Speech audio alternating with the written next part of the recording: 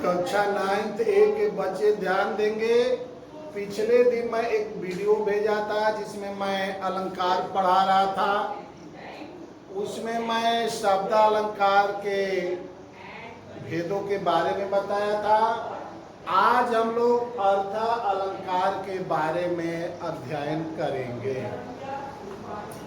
तो सबसे पहले हम लोग देखेंगे कि अर्थ अलंकार किसे कहते हैं। तो परिभाषा है कि जब अर्थ के द्वारा काव्य में चमत्कार उत्पन्न हो जाता है तो उसे हम अर्थ अलंकार कहते हैं।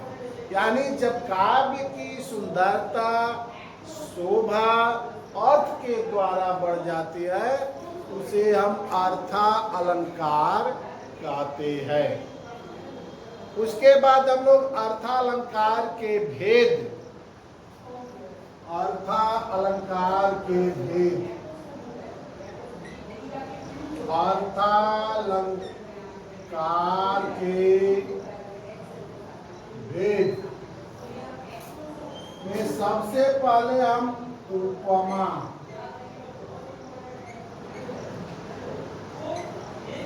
उपमा अलंकार के बारे में पढ़ेंगे। तो प्रश्न ये उठता है कि उपमा अलंकार किसे कहते हैं। तो परिभाषा है कि जहां किसी वस्तु या व्यक्ति की तुलना किसी दूसरे वस्तु या व्यक्ति से किया जाता है। गुण धर्म के आधार पर जिस किसी व्यक्ति या वस्तु की तुलना हम दूसरे किसी व्यक्ति या वस्तु से करते हैं वहाँ उपमा अलंकार होता है। जैसे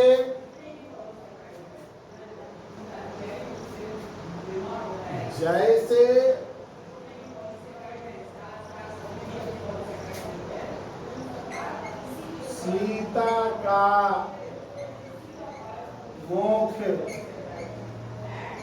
चंद्रमा के समान सुंदर है।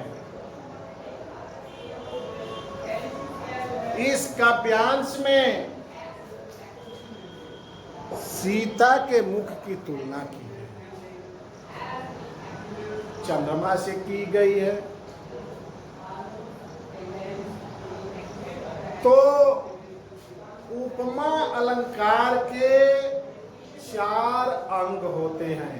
उपमा अलंकार के 4 अंग होते हैं। पहला होता है उपमेय, पहला उपमेय, दूसरा उपमान, तीसरा वाचक, चौथा साधारण भाव। साधारण, यही उपमा अलंकार के 4 अंग होते हैं। अब हम देखेंगे उपमेय किसे कहते हैं। तो जिस व्यक्ति या वस्तु की तुलना की जाती है उसे हम उपमेय कहते हैं। जिस व्यक्ति या वस्तु की तुलना हम लोग करते हैं उसे हम उपमेय कहते हैं। उपमान, जिस व्यक्ति या वस्तु की तुलना जिससे करते हैं, व्यक्ति या वस्तु की तुलना जिससे करते हैं उसको हम उपमान कहते हैं।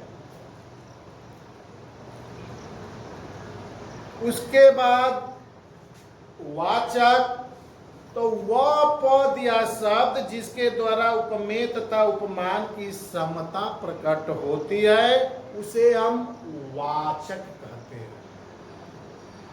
वह पद या शब्द जिसके द्वारा उपमेय तथा उपमान की समता प्रकट होती है उसे वाचक कहते हैं। और अगला है साधारण धर्म। तो वह यानी वह गुण जिसके कारण उपमेय तथा उपमान में साम्य दिखाया जाए साधारण धर्म कहलाता है। जैसे मैं एक उदाहरण लिखा था, जैसे सीता का मुख चंद्रमा के समान सुंदर है। तो इसमें सीता के मुख की तुलना की गई है, तो ये उपमेय, चंद्रमा उपमान,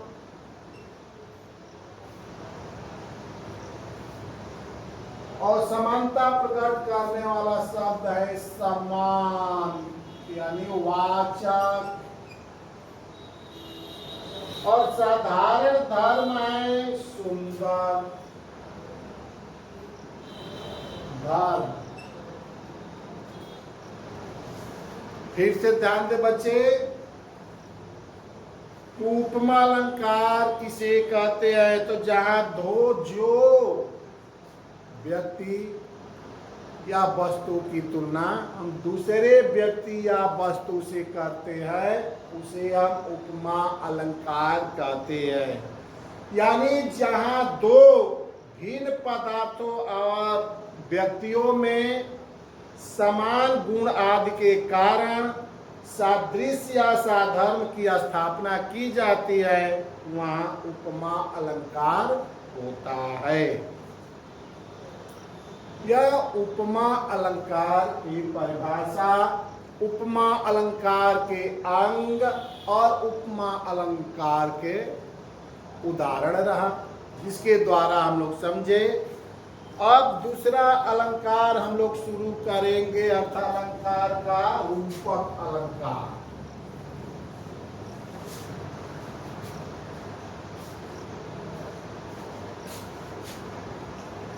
रूपक अलंकार। तो रूपक अलंकार किसे कहते हैं?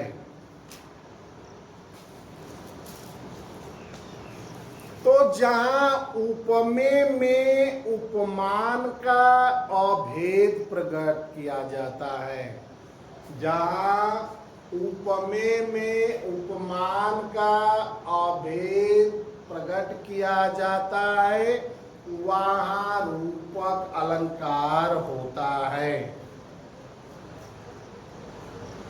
जैसे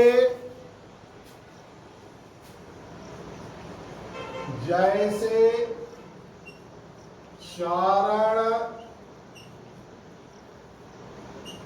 कमल बंदौ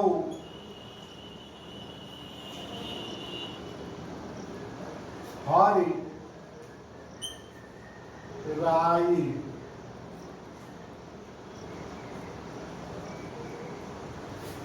चरण कमल बंदौ हरि राई। इस उदाहरण में चरण प्रस्तुत और कमल अप्रस्तुत है। ये चरण जो है प्रस्तुत यानी उपमेय है, और कमल जो है उपमान है।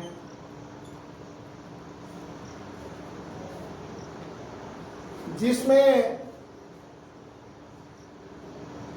चरण में कमल का आरोप किया गया है, चरण में कमल का अभेद प्रकट किया गया है, इसलिए यह काव्यांश जो है रूपक अलंकार में है। यानी रूपक अलंकार में प्रस्तुत में अप्रस्तुत का अभेद प्रकट किया जाता है। जैसे चरण कमलबन दौहरिराई में चरण जो प्रस्तुत है उसमें कमल अप्रस्तुत का आरोप किया गया है। दूसरा उदाहरण है उदित उदयगिरि मंच पर रघुबर बाल पतंग। उदित उदयगिरि मंच पर रघुबर बाल पतंग। इस काव्यांश में रूपक अलंकार है। अब हम तीसरा अलंकार देखेंगे, उत्प्रेक्षा अलंकार।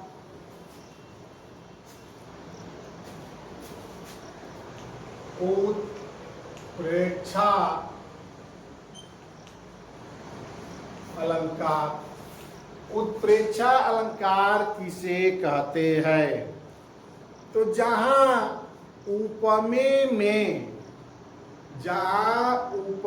में उपमान की संभावना व्यक्त किया जाता है वहां उत्प्रेक्षा अलंकार होता है।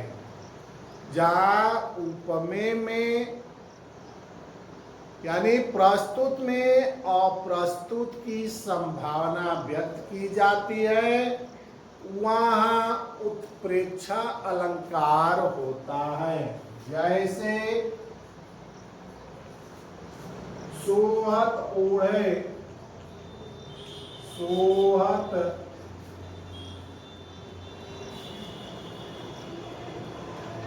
ओढ़े पीत पट श्याम सलोने गात मनौ।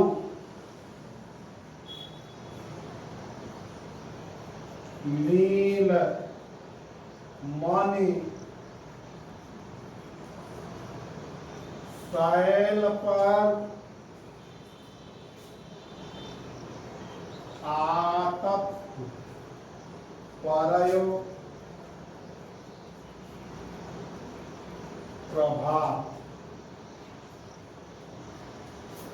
सोहत ओढ़े पीत पटु श्याम सलोने गात मनौ नील मणि शैल पर आतप परयो प्रभा।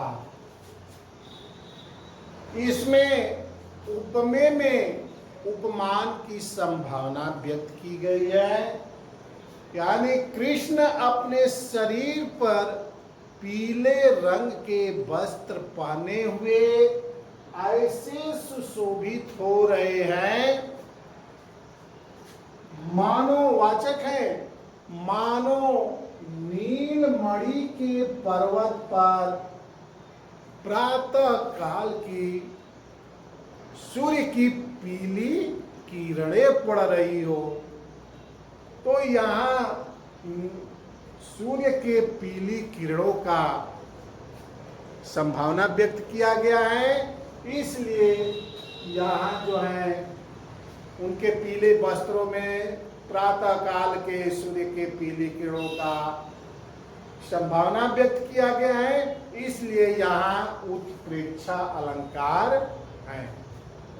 उत्प्रेक्षा अलंकार के कुछ वाचक होते हैं, जैसे मनौ है, जनु है, मानो है, ज्यो है आदि। ये उत्प्रेक्षा अलंकार के वाचक हैं। अब आगे हम लोग पढ़ेंगे अतिशयोक्ति अलंकार।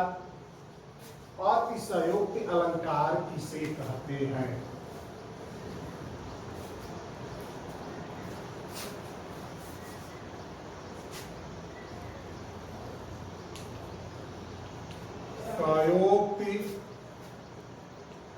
अलंकार,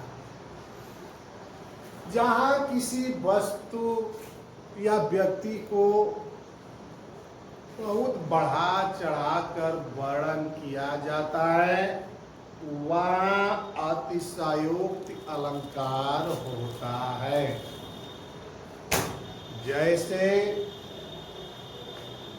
हनुमान की पूंछ में लगन न पाई आग, लंका नगरी जल गई, गए निशाचर भाव। तो इसमें जो है बढ़ा चढ़ाकर वर्णन किया गया है, इसलिए इस काव्यांश में अतिशयोक्ति अलंकार हैं। उसके बाद मानवीकरण,